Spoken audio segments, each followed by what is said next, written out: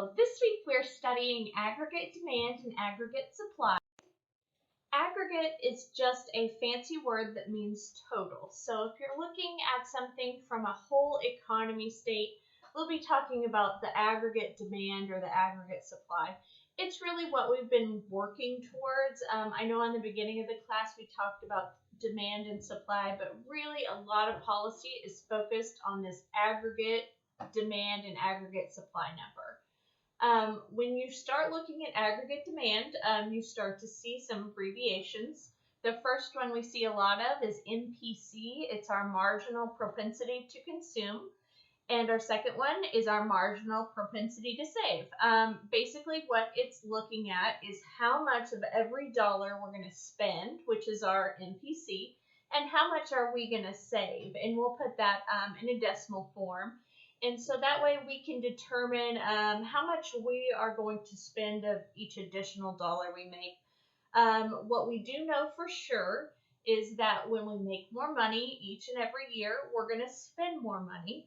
And the more money we spend, the more that money can multiply. I will give you a great example.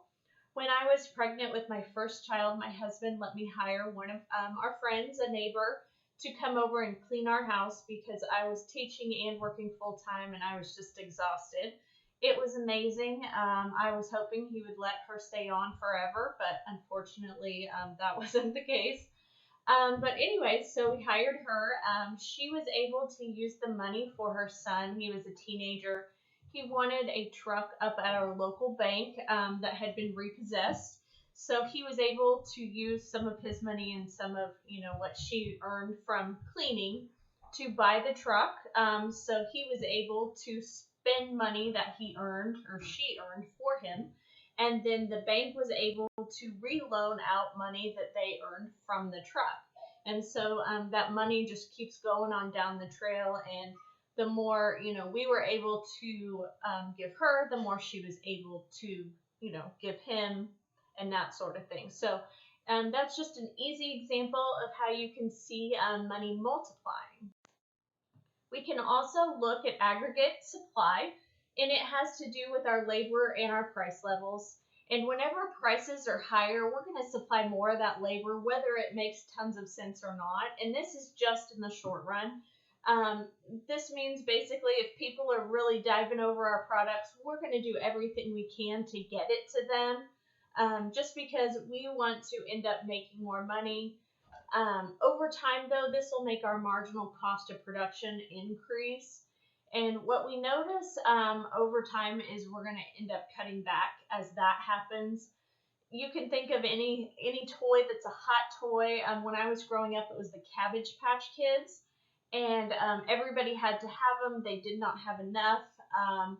As they were able to supply more and more, the price of the item went down, and so they had to slowly lay people off that used to work for them.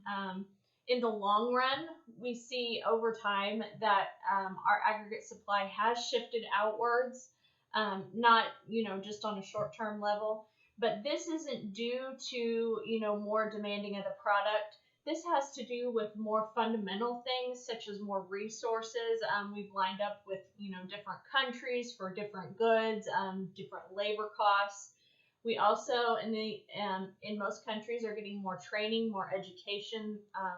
Just on-the-job training in general has been really, really upped in the past 30 years. We're also seeing more capital, like equipment, new buildings, things like that. And so we've watched, especially in the last 100 years, that supply curve is just continually shifted outward in the U.S., and that is excellent to see. That leads to lower unemployment rates. Our goal is about 4%. It used to be closer to 2%, but that was before women started working more. And as women are entering the workplace, you just have a whole new population of people that are working, and so that unemployment rate's obviously going to be a little higher. But anywhere between 4 and 6 is considered to be our natural rate of unemployment. Sometimes people ask, can the aggregate supply decrease? And yes, this can happen. A lot of times it's more short term. We've seen it. We saw it a lot in the 70s with oil, and we also usually see it with other commodities. If there's like a drought or the season in general just has trouble due to weather-related issues, or maybe even shifting and planting another crop, we see that a lot. If corn is really high one year here in Kansas, we'll see everybody decide to plant corn the next year, and then that price of the corn the next year is going to be a lot lower. So you can also see it if there's a loss of resources. You see that with a natural resource if there's less, or if there's any issues within the country, any governmental concerns.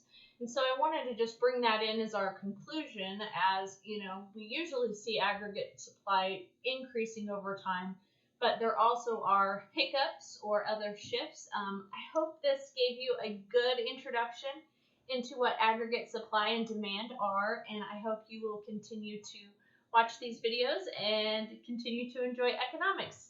Please let me know if you have any questions or concerns. Have a great night.